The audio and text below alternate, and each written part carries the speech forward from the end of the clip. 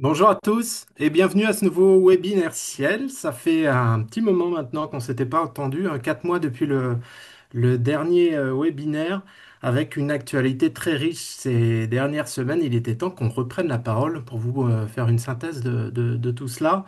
Je voulais remercier d'abord en introduction tous les participants. Vous êtes nombreux à vous êtes inscrits chez des adhérents, chez des futurs adhérents, chez des partenaires.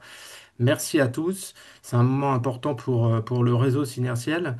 Je ne serai pas tout seul aujourd'hui à parler, tant mieux pour vous et pour moi. Et vous avez à l'écran deux personnes importantes sur ces sujets des C2E.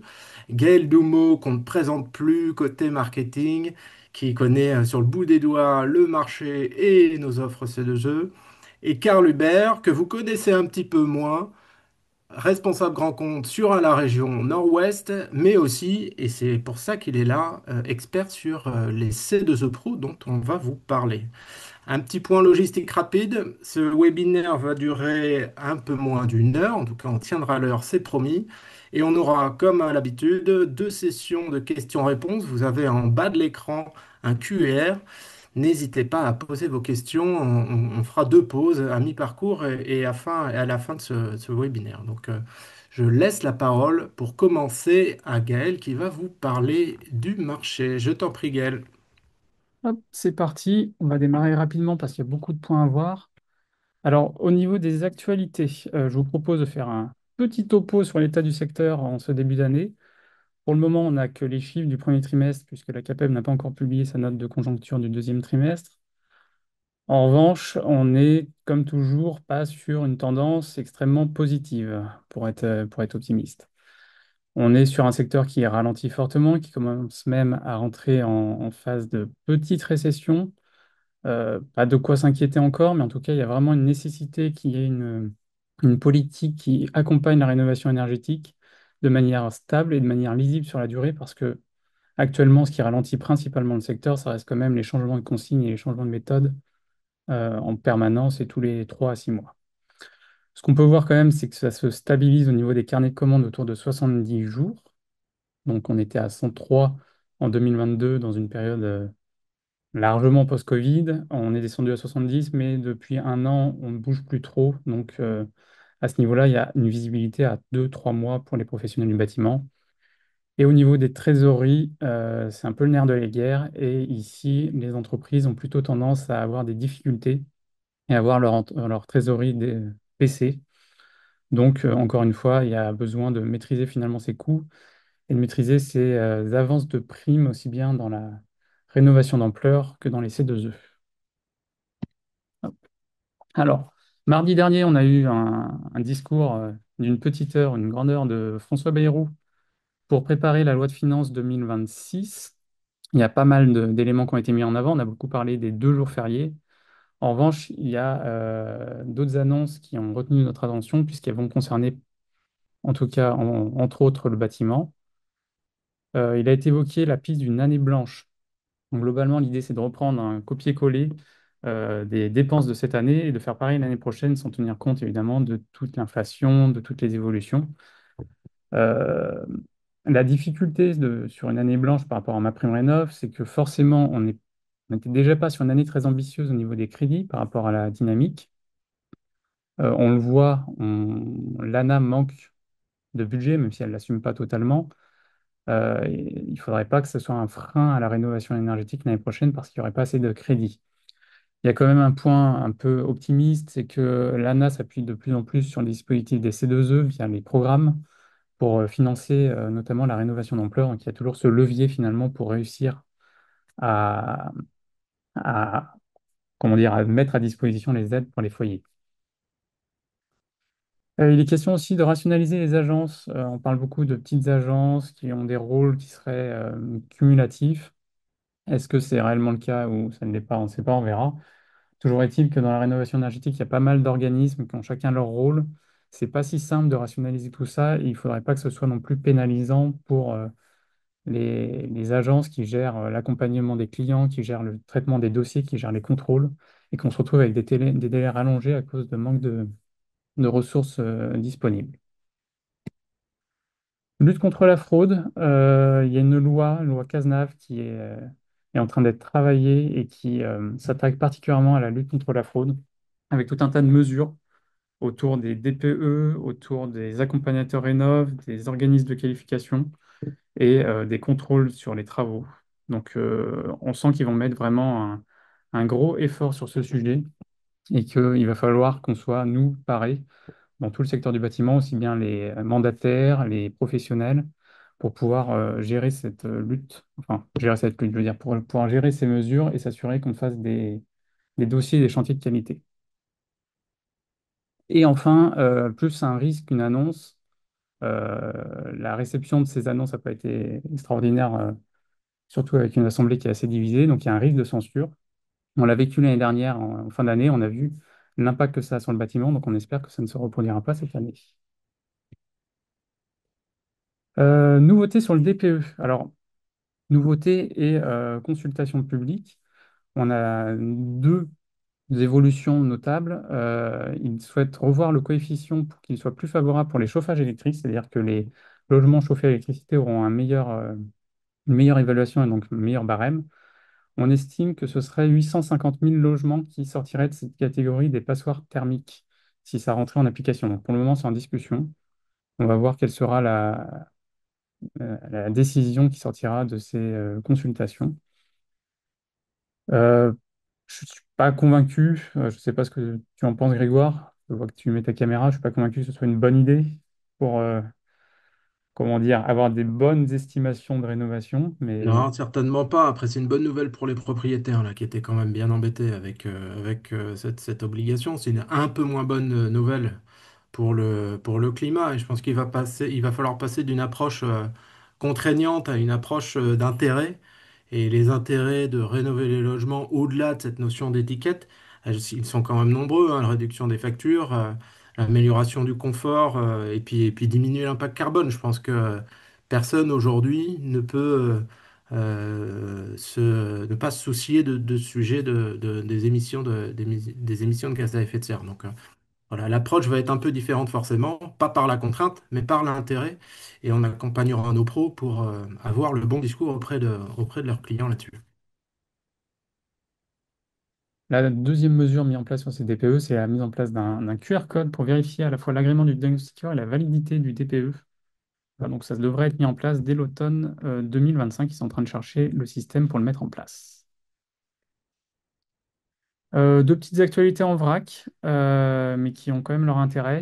Euh, Au début d'année, il y a eu pas mal de réformes autour du photovoltaïque, notamment les pouvoirs publics qui souhaitent valoriser l'autoconsommation et qui du coup ont réduit le prix de rachat sur l'électricité produite par les systèmes solaires. En contrepartie, ils ont abaissé avec une application au 1er octobre 2025 la TVA à 5,5% pour ces systèmes solaires à moins de 9 kW crête. Donc c'est plutôt une bonne nouvelle. Le photovoltaïque avait une bonne dynamique en 2024 et finalement les annonces de début d'année ont créé un petit ralentissement pour les professionnels du PV. C'est une bonne nouvelle qui a été juste donnée un petit peu tôt, qui a freiné forcément les projets de certains clients qui attendaient cet abaissement de taux, hein. Juste pour mémoire, c'était à 10% en dessous de 3 kilos et à 20% au-dessus de ça. Voilà, je pense que globalement, c'est une bonne nouvelle. Il est temps que ça arrive pour que ça relance la dynamique sur le marché du photovoltaïque. Et espérons que ça puisse permettre aux pros du photovoltaïque de faire de plus beaux projets grâce à l'arrivée de ce taux, quoi. Et deuxième actualité qui concerne le désembouage et surtout la prime désembouage. Euh, les pouvoirs publics ont souhaité éviter le cumul tout simplement de la prime désembouage avec le coup de pouce PAC, pompe à chaleur, et donc ont retiré l'éligibilité de la prime si jamais c'est réalisé avec une pompe à chaleur. C'est évidemment pas une manière de dire qu'il ne faut pas faire des embouages avec la pompe à chaleur, c'est au contraire extrêmement conseillé, mais il y a une volonté de ne pas surfinancer. Alors, petit focus sur ma prime rénov', puisqu'on a tous suivi avec attention les dernières annonces et notamment le gel de la rénovation d'ampleur sur tout l'été. Donc les dates sont plutôt fixé maintenant. Ça a été un peu le flou au début. Depuis le 23 juin et jusqu'au 15 septembre 2025, la rénovation d'ampleur est suspendue. Et les pouvoirs publics ont décidé quand même au dernier moment de maintenir la rénovation par geste et la rénovation copropriété. Heureusement pour le secteur du bâtiment, qui aurait été sinon, enfin de la rénovation énergétique, qui aurait été plutôt à l'arrêt sur toute la période estivale. Il y a quelques pistes qui sont évoquées justement pour cette reprise, de comment est-ce qu'on peut mieux encadrer cette rénovation d'ampleur, puisque la raison pour laquelle ils l'ont suspendue, c'est notamment pour une suspicion de fraude trop importante. Et ils considéraient finalement que, il y avait des prix qui n'étaient pas en phase avec les prix du marché pour profiter le plus possible des aides, étant donné que c'est des aides au pourcentage. Donc, ce qu'ils souhaitent faire, c'est mieux recibler les rénovations concernées, en se concentrant notamment sur les passoires énergétiques, F, G, mais également E peut-être.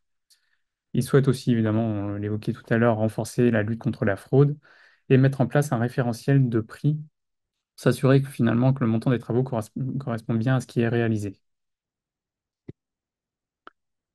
Alors, du coup, ça ouvre quand même des opportunités pour cet été. Grégoire, je vais te passer la main pour parler de ces rénovations qui ne sont pas d'ampleur, mais qui sont quand même ambitieuses. Ouais, avec plaisir, merci Gal. Merci Gal. Ouais, la Renault d'ampleur telle que vous la connaissez n'existe plus jusqu'à mi-septembre, ça vous le savez. Pour autant, il est toujours possible de faire de très belles rénovations en additionnant les monogestes. Et c'est ce que vous avez à l'écran. Tu peux avancer, Gaël. C'est la démonstration qu'on voulait vous faire et que vous pourrez faire évidemment à vos clients pro de la Renault. On n'est pas au même niveau que la Renault d'ampleur, on va être honnête, mais on atteint quand même un taux de couverture vachement sympa. On l'a fait l'exemple sur deux ménages, un intermédiaire et un très modeste que vous verrez juste après. On est à 10 points à peu près de la Renault d'ampleur avec une addition de monogeste avec la vertu de plusieurs choses. D'abord, en faisant du monogeste et notamment avec Synertiel et l'offre EDF, vous avez accès au financement d'Homofinance, qui est un vrai atout pour signer des devis. Et puis surtout, vous êtes dans un dispositif plus simple, moins lourd, et assuré en termes de primes avec Synertiel notamment. Avec qui vous travaillez pour la plupart d'entre vous et les autres, j'espère, bientôt. Donc voilà, première démonstration plutôt sur le ménage intermédiaire pour montrer qu'une rénovation avec plusieurs gestes peut être aussi très financée avec les aides et le reste à charge pouvant l'être avec une belle offre d'homofinance et des factures, des mensualités, pardon, qui sont couvertes pour grande partie par les économies d'énergie réalisées. Si on prend l'exemple suivant, s'il te plaît, Gaël, cette fois-ci sur un ménage très modeste, vous voyez un taux de quasiment à 70%. Là encore, on va pas vous mentir, on n'est pas au niveau de la Renault d'ampleur. On est à peu près à 10 points à chaque fois du taux de couverture sur des projets avec la Renault d'ampleur. Pour autant, là aussi, on arrive à de vraies belles économies et avec une offre combinée plusieurs lots, plus ma prime rénov, plus d'homofinance, un taux qui permet derrière d'avoir des mensualités basses. Là aussi, mensualités basses pouvant être couvertes quasi en totalité, là pour le coup, par les économies d'énergie réalisées grâce au lot que vous voyez à l'écran, les deux lots d'ISO, une VMC et un changement de pompe à chaleur. Donc voilà, c'était la démonstration par l'exemple qu'on voulait vous faire que la Renault d'ampleur est peut-être en stop. On ne sait pas quand est-ce qu'elle va reprendre et dans quelles conditions. Ce qu'on sait, c'est qu'on peut continuer à vendre de beaux projets à valeur quand on est professionnel de la rénovation en s'appuyant sur les aides. Dernier, et ça c'est vrai pour l'ensemble des travaux de rénovation énergétique, le gain de classe est important, on en parlait avant, c'est pas le seul intérêt, mais c'est important. On sait que ça donne d'abord, ça permet d'économiser de l'énergie, et ensuite ça donne de la valeur au bien.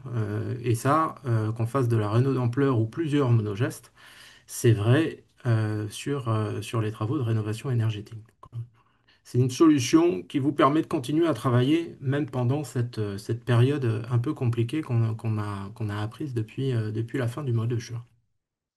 Je vais vous inviter maintenant à un moment de questions-réponses. Est-ce qu'on a une ou deux questions sur cette première partie du webinaire? Karl, Gaël, est-ce qu'on a quelque chose? Peut-être une question sur ce que je viens de présenter justement autour de l'addition des gestes. Évidemment, un dossier C2E permet de le faire en une seule fois. Il ne s'agit pas de monter autant de dossiers C2E qu'il y a de lots travaux. Et donc, c'est tout à fait possible de faire en une seule fois ce type de projet et bénéficier en face à la fois du C2E, à la fois du financement de mon finance. D'autres questions? Non, sur la réno d'ampleur, encore une question sur la réno d'ampleur. C'est vrai que les modalités, on ne les connaît pas, sinon on vous les donnerait. On en saura certainement plus d'ici la fin du mois de juillet. Et comme on le fait à notre habitude chez Synertiel, vous aurez à travers l'info C2E toutes les réponses à vos questions. Dès qu'on a de l'info, vous pouvez compter sur nous, on vous la partage. On aura des questions sur l'éco-PTZ. Hmm.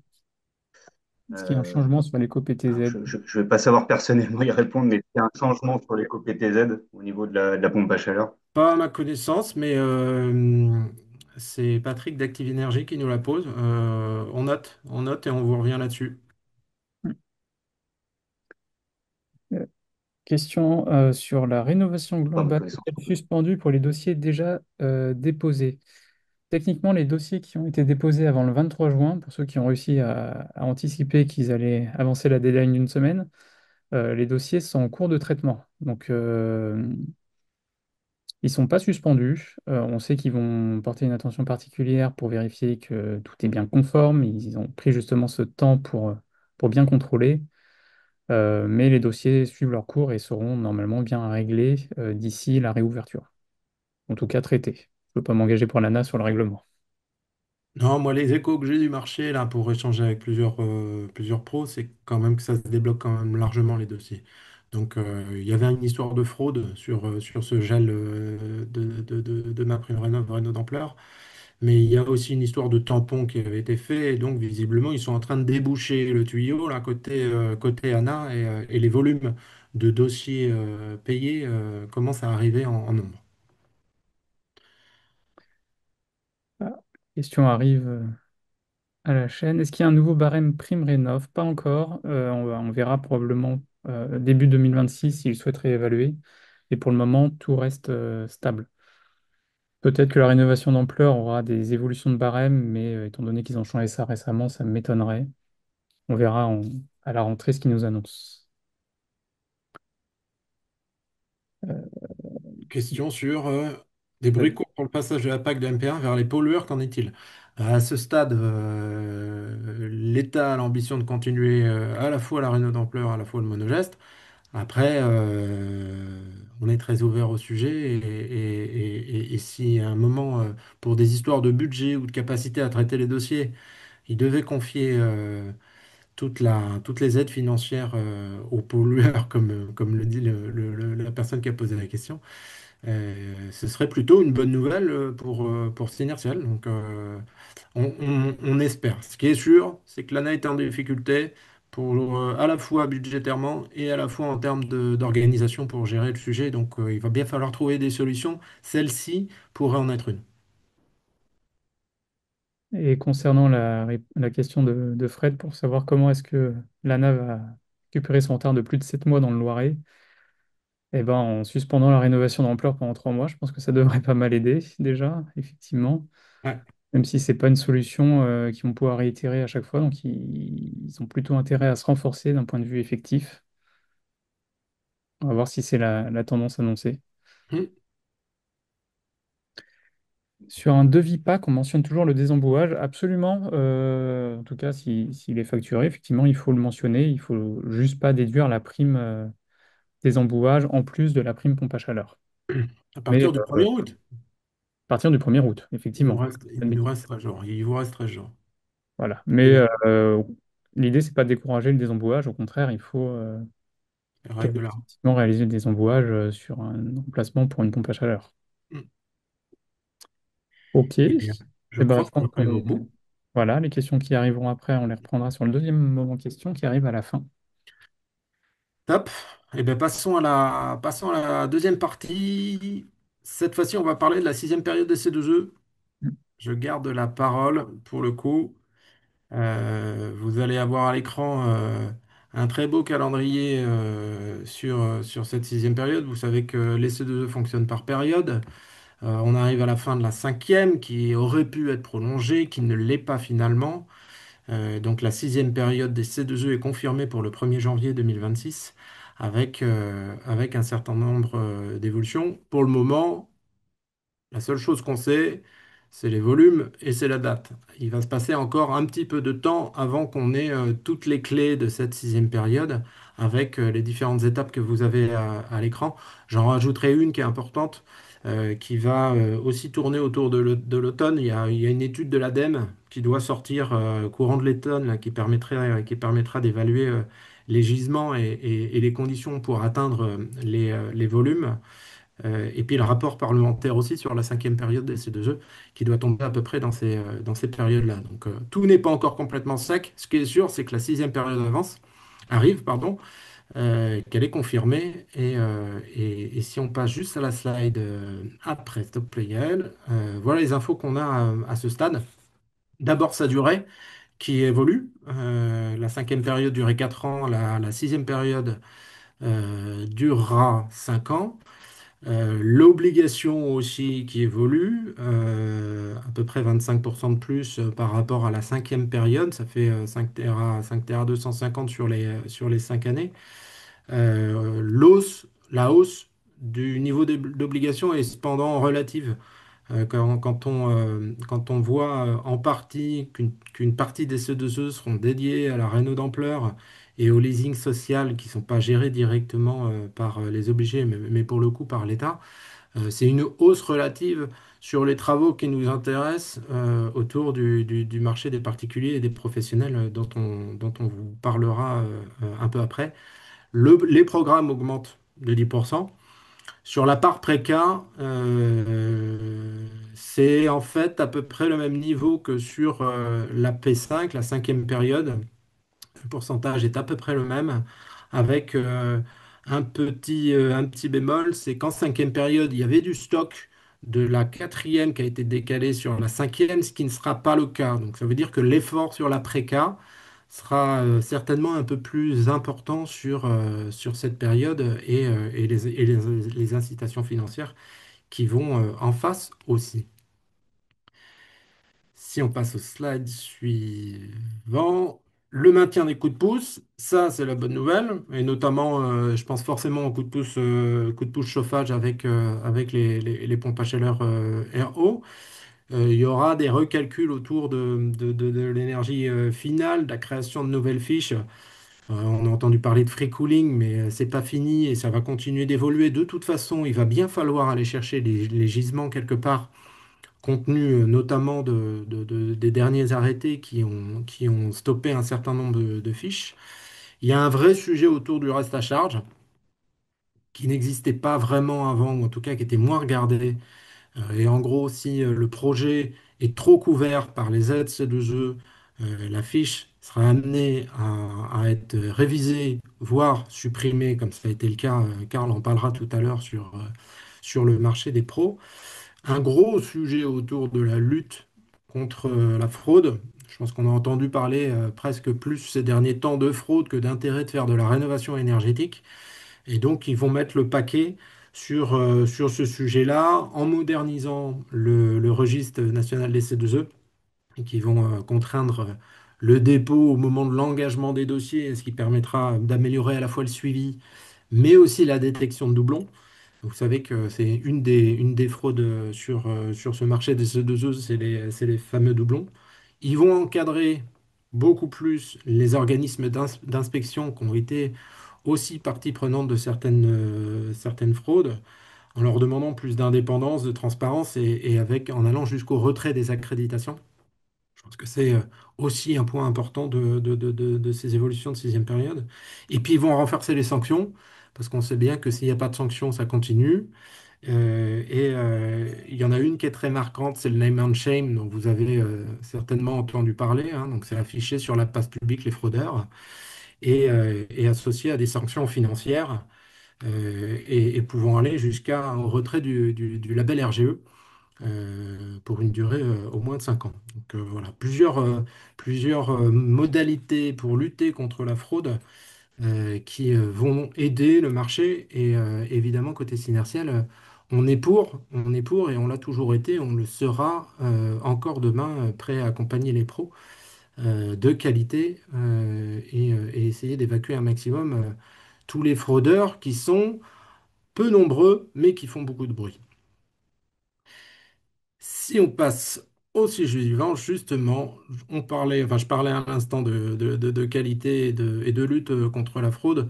Chez Synercell, ça fait vraiment partie de notre ADN, hein. C'est une des valeurs fortes de notre réseau. Depuis 15 ans, on défend les notions de qualité autour des C2E et des chantiers en général. Et ce qu'on veut, c'est que cette qualité soit au service de nos pros pour sécuriser un maximum, évidemment, en face les règlements des primes, qu'on ne se retrouve pas avec de mauvaises surprises au bout. Et tous les efforts sont faits pour que ce soit le cas. Vous avez à l'écran quelques chiffres marquants sur cet item de la qualité chez Synertial. La qualité passe par des contrôles, la qualité passe forcément un moment par la satisfaction nos pros sur tous les sujets autour de l'actualité, de la veille réglementaire. Et on renforce toujours plus nos équipes pour accompagner la pro là-dessus et sécuriser le règlement de leurs primes au bout de tout ça, parce que c'est aussi l'intérêt de sécuriser la qualité, c'est sécuriser le règlement des primes C2E qui vont en face.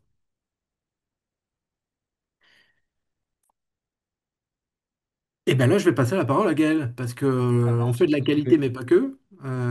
Et il y a un sujet sur lequel on sait qu'il y avait des attentes parmi des pros de notre réseau qui voulaient absolument pouvoir déduire les primes de leur devis. Ils ne pouvaient pas pour des raisons notamment administratives ou de capacité à le faire. Je laisse Gaël parler de cette nouvelle offre qu'on a sortie depuis peu. Voilà, une offre dont tout est dans le nom, Simpli C2E. Globalement, Simpli C2E, c'est très simple. L'idée, c'est qu'on renforce encore plus l'accompagnement du professionnel, de vous, pour vous permettre de porter l'offre C2E EDF. Euh, Globalement, notre objectif, c'est de vous accompagner au mieux, mais sur ce parcours particulier, on va prendre en charge toute une partie des démarches administratives, on va gérer les pièces justificatives nécessaires, on va générer la hache pour vous permettre finalement de gagner du temps et surtout d'éviter les erreurs. Notamment, on met en place une plateforme dédiée de devis afin de pouvoir avoir des devis qui sont conformes du premier coup et être sûr finalement de toucher votre prime très rapidement. Voilà, donc Simpli 2E, euh, c'est un accompagnement renforcé pour pouvoir porter l'offre pour toutes les entreprises, même si vous n'êtes pas forcément, comment dire, câblé administrativement avec des équipes dédiées. Je rajouterais juste là-dessus, utiliser cette offre, c'est quasi indispensable pour ceux qui n'arrivent pas à déduire pour diverses raisons de leur devis les primes. Et on sait bien que le marché est super concurrentiel, que les primes C2E sont maintenant de plus en plus connues et il est quasi inévitable d'y passer pour être en capacité de passer face aux devis, notamment de la concurrence. Donc elle a vraiment pensé pour les entreprises du réseau synertiel qui ont besoin de cet atout pour pouvoir derrière porter à la fois la déduction de primes, mais aussi la marque EDF et le financement d'Homofinance, qui ça va de pair. Ça donne aussi accès au financement d'Homofinance avec les taux inférieurs à 3% que vous connaissez pour la plupart. Donc on gère un maximum du sujet sans venir perturber la relation avec vos clients, avec le seul objectif pour nous, c'est vous permettre de déduire en toute confiance et en ayant l'assurance au bout de pouvoir récupérer les primes que vous aurez avancées à vos clients sans que ça pèse sur votre trésorerie. Trésorerie, c'est important. Et du coup, on va passer la main à notre expert C2E professionnel pour la troisième partie de ce webinaire. Karl, je te passe la main. Petite Merci faveur à pour toi, faire Guil. le bois. Bonjour. Merci, messieurs. Bonjour à toutes et à tous.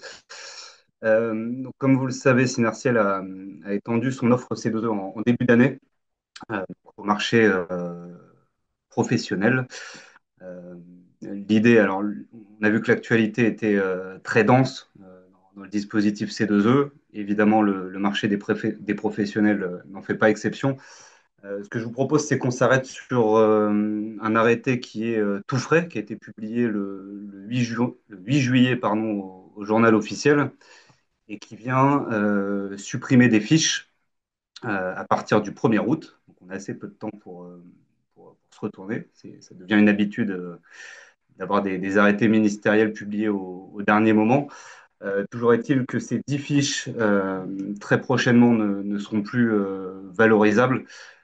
Parmi ces fiches, on retrouve des opérations qui ont généré beaucoup de volume C2E dans l'historique du dispositif.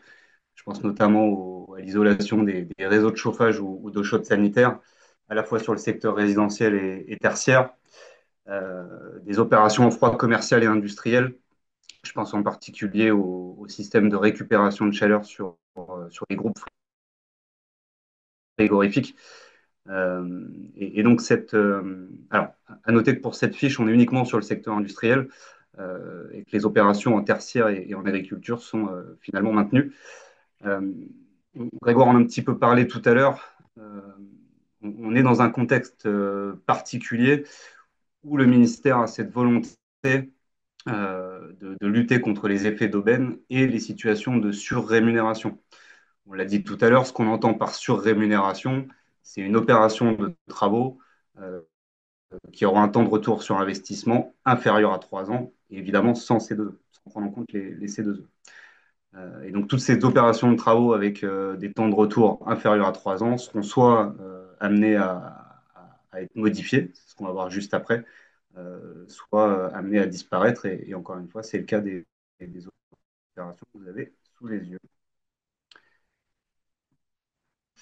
Des fiches modifiées, alors on en a 6, certaines qui ont plus de valeur que d'autres. Donc, je vais vous parler en particulier des systèmes LED, en l'occurrence des luminaires LED dans le secteur tertiaire et de la déstratification thermique, à la fois sur le secteur tertiaire et industriel. Deux opérations de travaux qui seront amenées elles aussi à évoluer à partir du 1er août. Quand on parle d'évolution au 1er août, c'est pour tous les devis qui seront signés à partir de cette même date. Donc j'en profite et là je m'adresse aux professionnels avec lesquels on travaille sur le sujet, à remonter les projets et les devis signés que vous pourriez avoir à la fois sur les fiches qui seront amenées à être supprimées et à la fois sur les fiches qui seront amenées à être modifiées. Même si elles existeront toujours, on va voir que les forfaits de primes seront quelque peu revus à la baisse. Donc si on commence par la déstratification terre, donc je vous ai dit, hein, ça concerne à la fois les opérations en tertiaire et en industrie. La grosse nouveauté, c'est l'apparition de contrôles. On aura 100% de contrôle sur site sur chacun de ces dossiers, donc avec un organisme accrédité COFRAC qui viendra s'assurer de la bonne réalisation des travaux.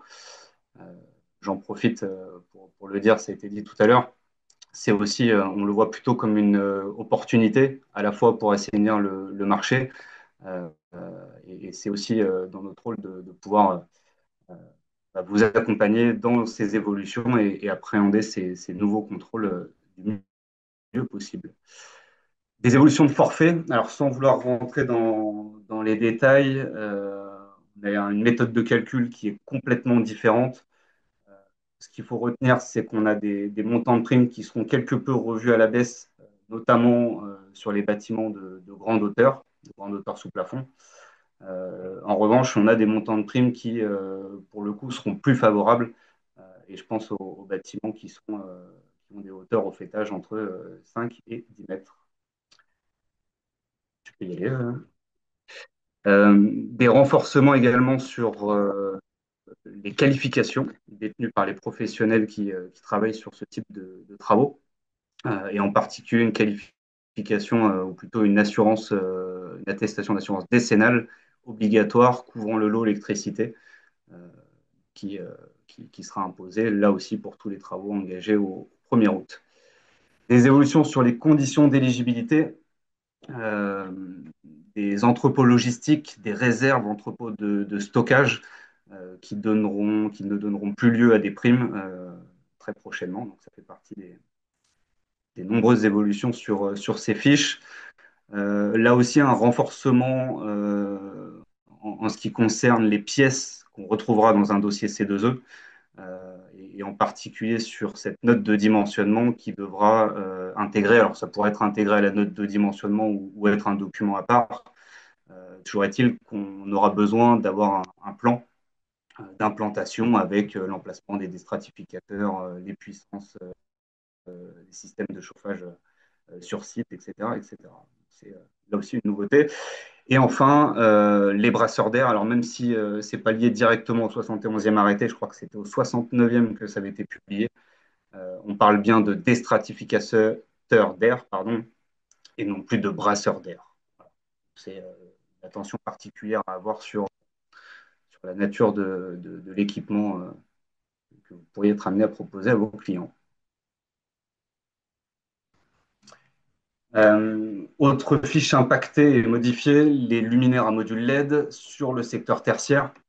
Assez peu d'évolution en soi, une baisse toute relative des forfaits, donc des montants de primes. On parle de 7 à 8% de baisse pour les projets engagés au 1er août, et une évolution des conditions d'éligibilité, une évolution au singulier en l'occurrence, car les halogènes ne donneront plus lieu à des primes. Donc voilà, c'est par rapport à ce qu'on a étudié les seules évolutions notables sur la partie luminaire. Donc j'insiste, que ce soit sur ces opérations-là et qui plus est sur les opérations qui seront supprimées au 1er août, et je pense notamment aux frigoristes avec lesquels nous travaillons au sein du réseau Synertiel, de nous remonter les projets que vous pourriez avoir, notamment sur les opérations en récupération de chaleur. Euh, Vis-à-vis de notre offre, alors je l'ai dit en introduction, on a étendu notre offre. Vous connaissez notre offre en particulier, on l'a étendue au marché professionnel. Euh, Là aussi, beaucoup de nouveautés depuis qu'on a lancé cette offre en début d'année. On a globalement essayé de dupliquer ce qu'on fait, de mon point de vue, très bien sur le marché du particulier. Donc, à savoir avec des outils, au passage développés par les équipes internes chez Synertiel, avec un simulateur de primes. Et donc, une fois que vous avez ouvert les droits à cette offre, vous avez accès à un simulateur qui vous permet en totale autonomie de voir quels sont les montants de primes que vous pourriez faire, que vous pourriez avoir en fonction du projet qui est le vôtre. Un portail EDF pour la gestion et le suivi des dossiers qui, en effet, a fait peau neuve il y a quelques mois. Donc un portail qui aujourd'hui se veut bien plus intuitif, avec toutes les pièces digitalisées, la signature électronique au niveau des attestations sur l'honneur. Et ensuite, tu peux y aller, Gaël. Et donc, une équipe synertielle renforcée. On a été très sollicité depuis qu'on a lancé cette offre en début d'année. Donc, c'était important pour nous pour garantir cette qualité de service. Et je pense en particulier à la fois au délai de traitement des dossiers qui sont les nôtres et à la fois euh, par extension au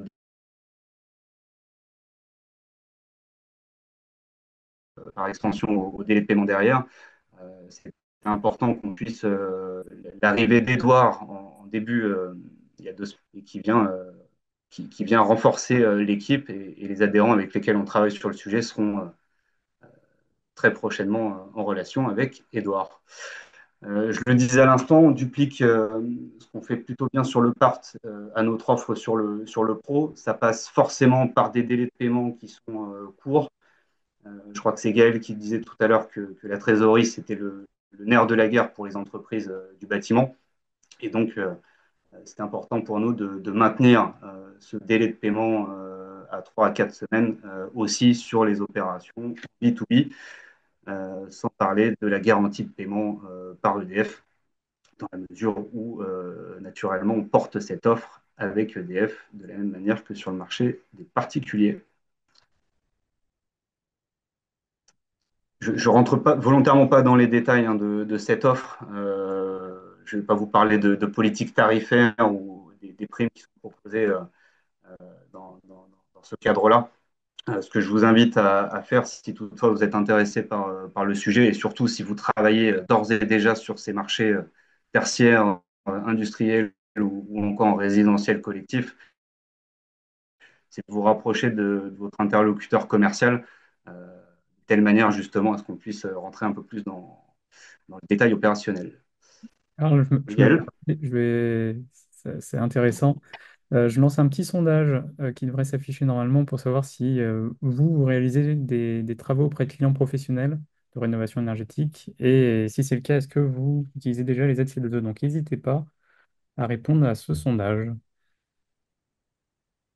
Je te laisse reprendre pour la partie des exemples. On a pas mal de Merci. questions qu'on abordera juste après sur le sujet des C2E Pro. On vous a pris deux exemples volontairement sur le secteur tertiaire et en particulier sur la pose d'une PAC Hero, plusieurs packs en cascade en l'occurrence, en remplacement, alors je ne sais plus si on était sur une chaudière gaz ou fioul, mais peu importe. Ce qu'il faut retenir, c'est que vous connaissez tous le dispositif coup de pouce pack Hero en résidentiel individuel. Ayez en tête qu'il existe aussi à la fois sur le résidentiel collectif, quand vous avez le générateur qui dessert plusieurs appartements, hein, ça peut être du résidentiel, du petit collectif ou même des grosses copropriétés. Mais vous avez aussi un coup de pouce Paquero sur le secteur tertiaire. Secteur tertiaire, hein, ça peut être des bureaux, ça peut être des hôtels, des restaurants, peu importe. Et donc, on a des primes C2E bonifiées dès l'instant que vous allez déposer une chaudière gaz ou une chaudière fuel, avec globalement des taux de couverture qui sont relativement intéressants. Par expérience, on est sur entre 15 et 30 de taux de couverture de primes vis-à-vis du coût total des travaux. Donc, c'est de fait un levier à la vente et un sujet qui mérite d'être exploité. Donc, on vous a mis un petit exemple là avec un devis fourniture posé à 39 000 et un montant de prime, grosso modo, qui couvre à peu près 25-30% du coût total des travaux. Donc, un exemple sur la partie chauffage, un autre exemple sur la partie isolation. Je suis bien conscient que les professionnels du réseau Synartiel travaillent beaucoup à la fois sur l'enveloppe du bâtiment et sur la partie chauffage. De la même manière que sur la PAC, on a pris un bâtiment tertiaire, en l'occurrence un commerce, quel qu'il soit, sur lequel une isolation des toitures terrasses a été réalisée.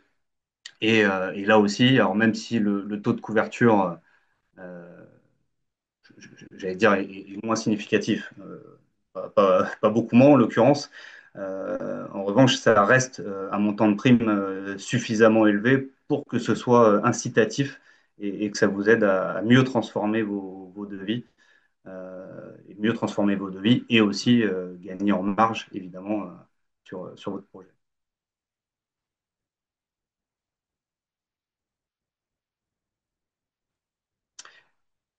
Hop, Et donc, merci Karl. juste pour conclure ouais, vis-à-vis des deux exemples, parce qu'on a choisi volontairement de vous partager deux exemples en tertiaire. J'insiste, on ne travaille pas que sur du tertiaire. On a aujourd'hui la capacité de vous accompagner à la fois sur le secteur industriel, à la fois sur le secteur agricole ou encore sur le secteur résidentiel dès l'instant que vous allez facturer une personne morale. Je pense naturellement au SCI ou au syndic de copro. Euh, voilà, si toutefois vous travaillez sur ces sujets-là, je pense notamment aux adhérents qui travaillent avec des prospects directement concernés par le décret tertiaire, où certaines entreprises ont l'obligation d'entreprendre des travaux de rénovation. Euh, N'hésitez pas, encore une fois, à contacter votre interlocuteur commercial pour qu'on puisse aller plus loin sur le sujet, tout simplement. Top, merci Karl. On est à votre dispo sur ce sujet-là qui est complémentaire pour certains d'entre vous à votre activité sur le marché des particuliers. Vous l'avez compris, c'est difficile de vous donner tous les prix. On n'a mis que deux exemples. L'intérêt, c'est aussi de vous rapprocher de nous pour faire quelques simulations, quelques estimations, pour voir si sur les marchés où vous travaillez, cela a un intérêt ou pas. L'intérêt étant très lié à la surface du bâtiment que vous allez avoir à traiter, vous le constaterez assez rapidement. Donc si vous travaillez sur de la grosse surface, de projets tertiaires, industriels, résidentiels collectifs, on est à votre disposition pour parler de tout ça. On va pouvoir prendre un petit moment, il nous reste un peu moins d'un quart d'heure pour prendre quelques questions et je crois qu'on en a quelques-unes. Alors, juste sur le retour sur le sondage, je vois qu'effectivement, il y a pas mal de professionnels qui, hop, je me remets les résultats, Ouais. 44% qui travaillent avec des clients professionnels, mais seulement 15% qui utilisent des ZC2E professionnels. D'accord. D'accord. Non, n'hésitez pas, c'est d'autant plus impactant si vous êtes précurseur sur ce marché. Hmm. J'en profite. Avec les orientations. Excuse-moi, Gaël. Ouais, non, juste ceux qui Pardon, sont intéressés pour en savoir plus, je lance. Alors, c'est pas un sondage, c'est une petite question. Renseignez votre email, comme Ouais. ça, on pourra vous recontacter derrière pour vous en dire plus. Ok, nickel. J'allais ajouter qui plus est avec la sixième période qui va débuter début 2026. On a beaucoup parlé, j'aurais préféré apporter d'autres nouvelles, mais on a beaucoup parlé des fiches supprimées, voire des fiches modifiées. Il est évident que si on fait un parallèle avec les perspectives de la période 6 et les obligations qui seront de fait plus élevées que la période 5, on aura logiquement des bonnes nouvelles, je l'espère en tout cas d'ici fin d'année, avec des nouvelles opportunités en matière de fiches. C'est aussi ce sur quoi on travaille pour vous permettre d'avoir une longueur d'avance et d'anticiper toutes ces nouvelles opportunités pour être prêt au bon moment. Hop, quelques questions? Pas mal de questions. Alors, une première, je commence. Les ZC2E seront-elles maintenues sur l'hybride, la PAC hybride? Oui, c'est prévu dans ce sens. Enfin, voilà, c'est une très belle solution adaptée à pas mal de projets. Donc, la volonté d'EDF jusque-là, elle est bien de maintenir, elle est bien de maintenir les aides autour de ce système de chauffage PAC hybride avec une évolution à venir de la politique commerciale au mois de septembre. Vous savez aujourd'hui que EDF a une politique commerciale stabilisée pour 6 mois jusqu'au mois de septembre. D'ici peu, vous aurez des nouvelles de notre part sur la politique commerciale d'EDF sur le marché des particuliers pour la rentrée de septembre. Alors, une question intéressante. Est-ce que n'importe quelle société qualifiée RGE peut proposer les primes C2E professionnelles, Karl? Je vais plutôt répondre de manière inversée, mais on n'a pas besoin de qualification quelle qu'elle soit pour les opérations en B2B. Autrement dit, un professionnel qui n'a pas de qualif RGE et qui souhaiterait valoriser des projets éligibles au C2E peut très bien le faire dès l'instant qu'on est sur du tertiaire, de l'industrie ou de l'agriculture. En revanche, pour tout ce qui a trait au résidentiel, et c'est le cas notamment, on parlait tout à l'heure de personnes morales facturées type SCI ou CoPro, là c'est un autre sujet. Mais si on parle uniquement du tertiaire et de l'industrie, pas besoin de qualif en particulier. Bon, pas besoin de qualif, mais besoin de qualité de travaux. Et sachez Oui. que sur ce marché, comme sur le marché des particuliers, Synertiel sera particulièrement vigilant à la qualité des travaux, à la qualité du bénéficiaire, à la qualité de l'entreprise qui va le faire, au-delà de cette histoire de qualification en tant que telle.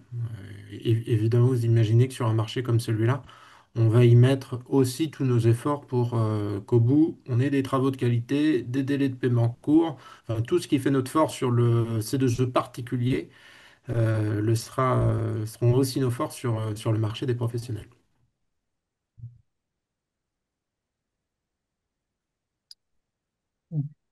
D'autres questions? Hum, hum. À qui sera facturé les contrôles chez nos clients? Les contrôles sont pris en charge par EDF en l'occurrence, puisque on est des personnes fidèles chez Synertial et on travaille avec EDF sur le marché des professionnels comme sur le marché des particuliers. Et les contrôles sont pris en charge par EDF.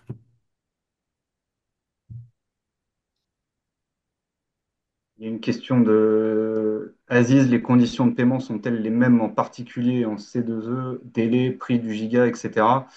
Euh, Ce dont on parlait tout à l'heure, c'est qu'en effet, on applique ce qu'on fait très bien en part sur les délais de paiement. Donc en effet, on a cette capacité à payer avant que le dossier soit validé par EDF. Donc là, pour le coup, oui, on est sur le même mode de fonctionnement. En revanche, sur la partie prix, au giga en l'occurrence, on est sur une valorisation qui est progressive et qui dépend du projet. Quand je dis qu'il dépend du projet, c'est qu'il dépend du volume du projet. Voilà. Donc il y a plusieurs types de rémunération. À l'occasion d'en discuter si vous le souhaitez.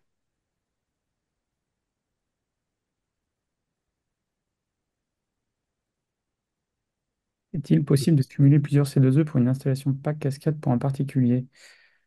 Alors, je ne veux pas dire de bêtises, mais si on est en pack cascade, j'imagine qu'il y a plusieurs logements qui vont être chauffés.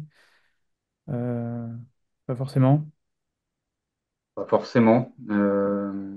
Ça mérite d'être fiabilisé ce que je dis là, mais il me semble qu'on a statué sur le sujet il y a quelques mois et qu'on a cette possibilité d'avoir plusieurs primes, Oui, même si les packs sont montés en cascade. ouais, je vous invite à vraiment vous rapprocher de nous pour ce genre de projet, mais des dossiers ont été valorisés avec plusieurs packs en cascade pour un seul logement. Un seul logement. Et bien souvent, c'est des bénéficiaires qui ont des logements relativement grands, Ouais. grande surface. Mm. Pour des raisons de puissance, on met ces pompes à chaleur en série pour répondre aux besoins. Mm. Donc, oui, en principe, on a plusieurs primes cumulables sur ce type de configuration. Et une petite précision apportée par un certain Mathias Noël, pour ceux qui le connaissent, sur les packs en cascade, il faut deux réseaux d'eau. Il faut deux réseaux d'eau. Merci Mathias.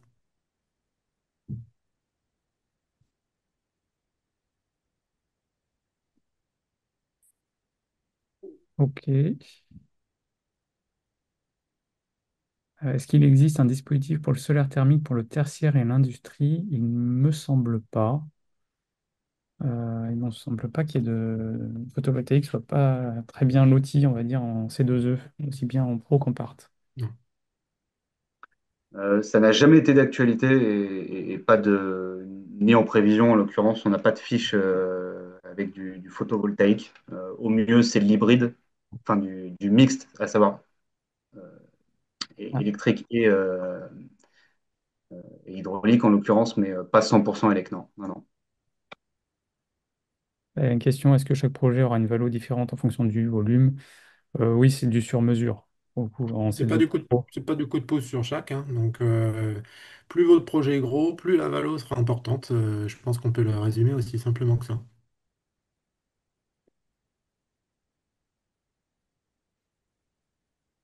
C'est pas que oui, bon, Ok, eh ben, écoutez.